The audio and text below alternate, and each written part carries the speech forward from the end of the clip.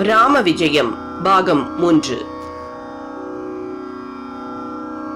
இலங்கைக்கு திரும்பிய சில நாட்களுக்கு பிறகு வாலி எனும் வானர அரசனை சிறைப்பிடிக்க ராவணன் புறப்பட்டான். ராவணனை அப்படியே ஒரு பூச்சி பிடிப்பது போல தூக்கிக் கொண்டு தனது மகன் அங்கதன் உறங்கிக் கொண்டிருந்த தொட்டிலின் மேலே கட்டி தொங்க விட்டான் வாலி. மீண்டும் வைஷ்ணவர் வந்து வாலியிடம் கெஞ்ச அவரது வேண்டுகோளை ஏற்று வாலி அவனை விடுவித்தான். ராவணனின் முகங்களில் சேற்றினை பூசி அவனை இலங்கைக்கு அனுப்பி வைத்தான் வாலி. ஒரு நாள் ராவணன் பிரம்மதேவரை பார்த்து, எனக்கு யார் கையால் மரணம் சம்பவிக்கும் என கேட்க, அஜபாலன் என்பவரின் பேரனும் தசரதன் என்பவரின் மகனுமான ராமன் என்பவனின் கையால் அது நிகழும் என பிரம்மன் பதில் உரைத்தார். அதை கேட்டு ஆவேசமுற்ற ராவணன் எப்படியாவது தசரதனையும் அவனது மனைவியையும் தான் கொல்லப் போவதாக சூளுரைத்தான். இது இப்படி இருக்க அஜபாலன் தனது மகனான தசரதனுக்கு கௌசல்யா என்பவளை மணம் செய்ய ஏற்பாடுகள் செய்தான். அப்போது நாரதர் அஜபாலனிடம், ராவணன் எப்படியாவது இவர்கள் இருவரையும் கொல்ல முடிவெடுத்திருப்பதால் கொஞ்சம் ஜாகிரதையாக இருக்குமாறு எச்சரித்தார். இதை கேட்ட அஜபாலன் தசரதனையும் கௌசல்யாவையும் ஒரு கப்பலில் ஏற்றிக்கொண்டு கடலில் வெகு தூரம் சென்று தனது புரோகிதரிடம் அவர்களது திருமணத்தை நடத்த சொல்லும் நேரத்தில் ஒரு பெரும் அசுரப்படையுடன் ராவணன் அந்த கப்பலை தாக்கி அதை சுக்கு நூறாக்கினான். தசரதன் கௌசல்யை இவர்கள் இருவரை தவிர மற்ற அனைவரும் அங்கேயே மாண்டனர். கௌசல்யை சிறைப்பிடித்த ராவணன் அவளை ஒரு பெட்டியில் அடைத்து அந்த பெட்டியை ஒரு மீனிடம் கொடுத்தான். அந்த மீன் அதை ஒரு ஒதுக்குப்புறமான தீவிற்கு கொண்டு சென்று பாதுகாப்பாக அங்கே வைத்தது.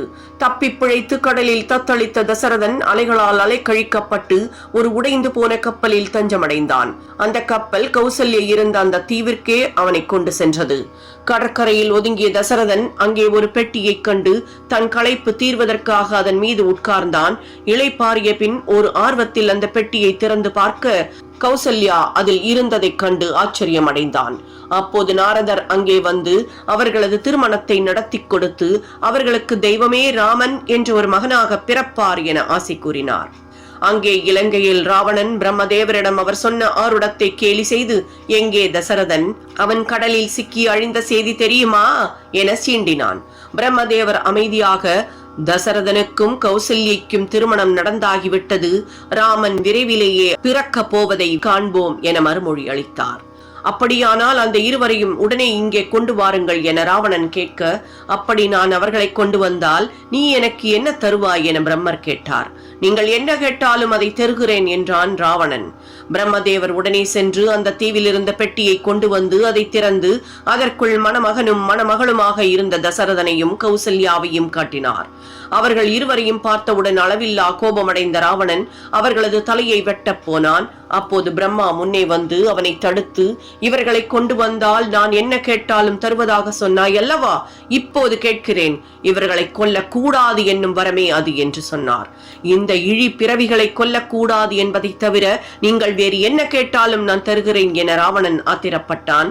பிரம்மனோ, எனக்கு வேறெந்த வரமும் வேண்டாம், இதுவே நான் கேட்கும் வரம், இவர்களது உயிரை காப்பாற்று என உறுதியாக நின்றார். தான் கொடுத்த சத்தியத்தை மீற முடியாமல் வேறு வழியின்றி ராவணனும் அவர்களை கொல்லாமல் விட்டான். அந்த இருவரையும் அழைத்துக் கொண்டு அயோத்தி சென்ற பிரம்மதேவர் கோசல நாட்டிற்கு மன்னனாக தசரதனுக்கு முடிசூட்டினார். ஓம் ஜெய் ஸ்ரீராம்.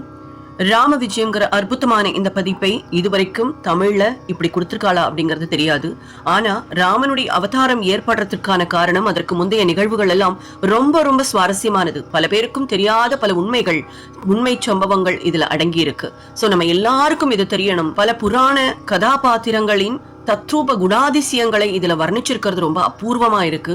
கண்டிப்பா இந்த பதிவை முடிஞ்ச அளவுக்கு மற்றவளுக்கும் ஷேர் பண்ணுங்க. இதை கேட்கறதுக்கே நம்ம பல புண்ணியம் பண்ணியிருக்கணும்னு சொல்லுவா.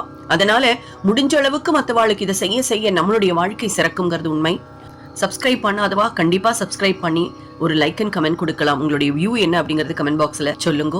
எப்பொழுதும் சந்தோஷமாகவும் சௌபாகியமாகவும் இருக்க வாழ்த்துக்கள். ஸ்ரீராம ஜெய ராம ஜெய ஜெய ராமா, ஸ்ரீராம ஜெய ராம ஜெய ஜெய ராமா, ஸ்ரீராம ஜெய ராம ஜெய ஜெய ராமா, ஸ்ரீராம ஜெய ராம ஜெய ஜெய ராமா. தொடர்ந்து இணைந்திருங்கள் ஓம்கார் சரித்ராவுடன்.